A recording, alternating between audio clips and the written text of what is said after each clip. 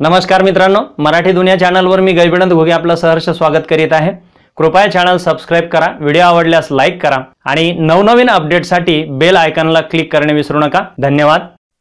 मराठी दुनिया चॅनलवर आपल्या सर्वांचं हार्दिक स्वागत। आपण आम्हास www.mymarathidunia.com वर सुद्धा भेट देऊ शकता।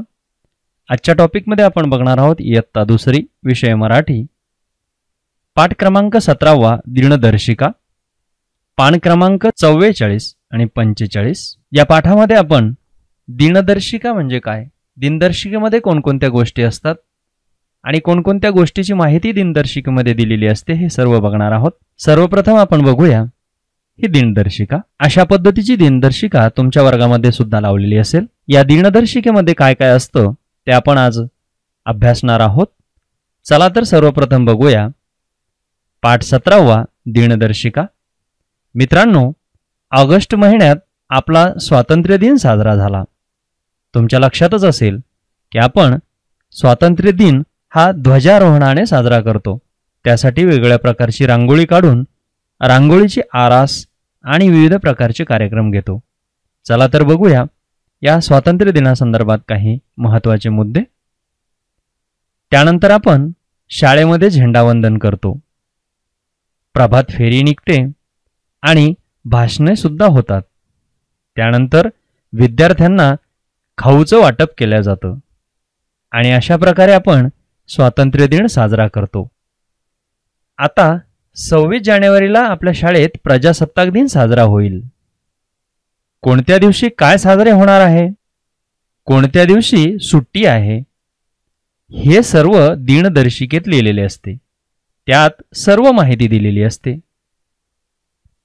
काय काय माहिती असते दिनदर्शिकेत, चला तर बघूया। दिनदर्शिकेमध्ये वर्ष दिलेले असतं, जसं की 2016, 17, 18, 19, 20 आणि आणखीनच। त्यानंतर दिनदर्शिकेमध्ये महिने दिलेले असतात, जसे की जानेवारी, फेब्रुवारी, मार्च असे 12 महिने डिसेंबरपर्यंत दिलेले असतात।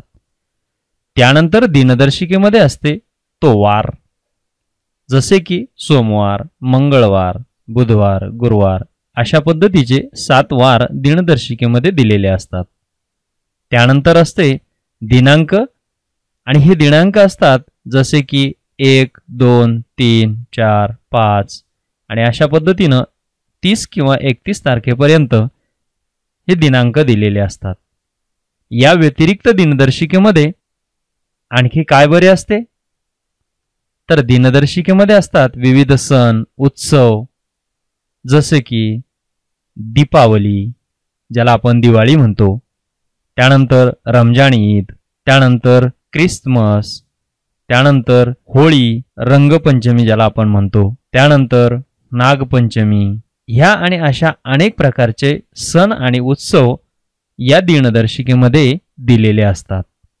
आणखी काय बरे असते या दिनदर्शिकेमध्ये, चला तर बघूया। थोर व्यक्तींची जयंती, पुण्यतिथी असे दिनविशेष दिनदर्शिकेमध्ये दिलेले असतात। चला मित्रांनो, आपण वर्गातील दिनदर्शिका समजून घेऊया।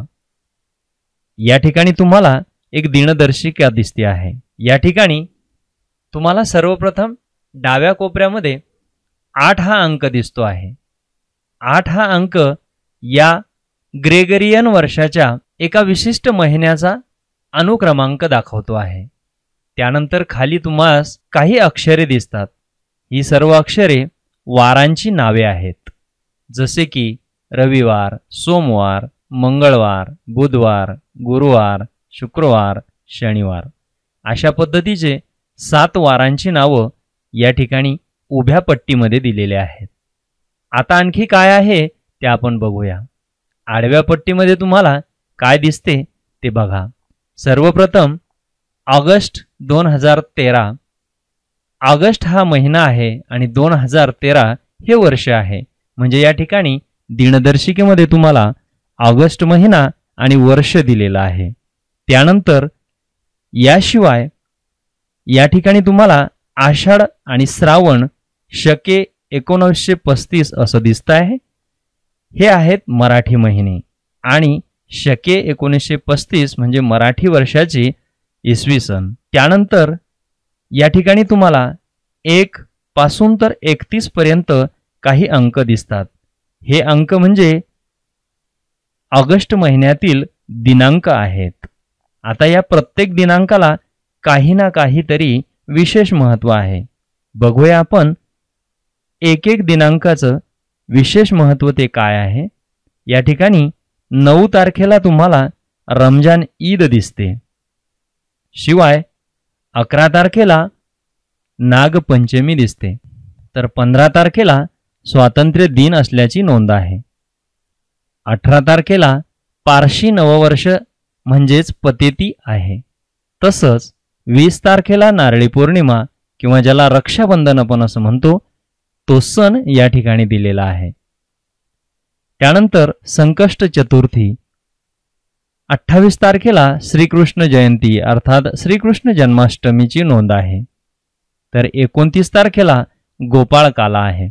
अशा पद्धतीनं दिनदर्शिकेमध्ये वर्ष, महिन्याचं नाव, वारांची नावे, दिनांक आणि मराठी महिन्यांची नावं, तद्वतच विशिष्ट दिनांकास जो विशिष्ट सण किंवा दिनविशेष असतो तो या ठिकाणी दिलेला असतो.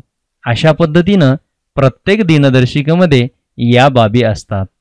तर आपण आपल्या वर्गातील दिनदर्शिका जी भिंतीवर लावलेली आहे ती बघून कोणत्या दिनांकास कोणता दिनविशेष आहे हे आपल्या गुरुजींना सांगायचं आहे. चला तर यापुढे बघूया.